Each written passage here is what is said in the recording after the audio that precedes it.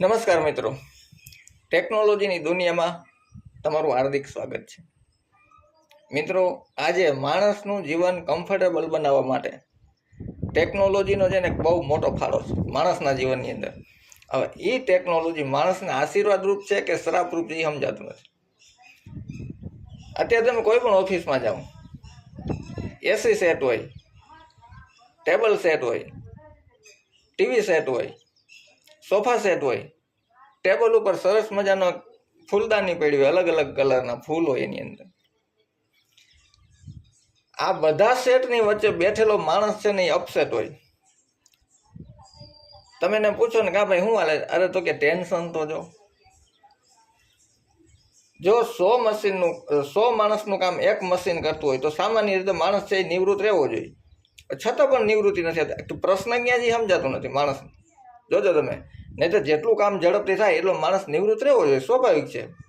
આ પહેલાંના યુગની અંદર 25 કિલોમીટર અંતર કાપવું હોય તો માણસને 3-4 કલાક થતી, અત્યારે 25 મિનિટ થાય.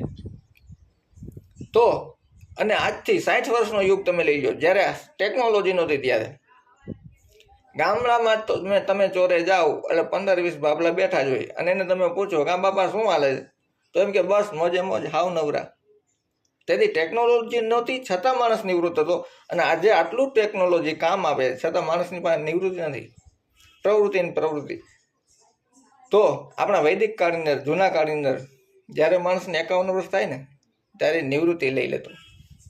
અને આજે કોઈ પણ ક્ષેત્રની અંદર માણસ હોય, ઔદ્યોગિક ક્ષેત્રમાં હોય કે પછી ઇન્ડસ્ટ્રીયલ એરિયામાં કે ખેતીવાડીમાં કે પછી નોકરીમાં હોય, માણસને નિવૃત્તિ નથી મળતી, 80 વર્ષે પણ નથી મળતી.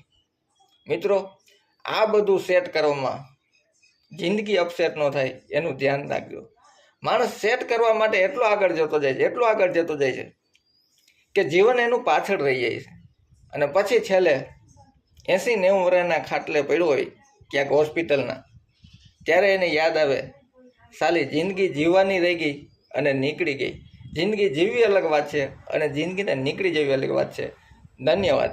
ફરી મળશું નવા વિડીયો સાથે. ધન્યવાદ.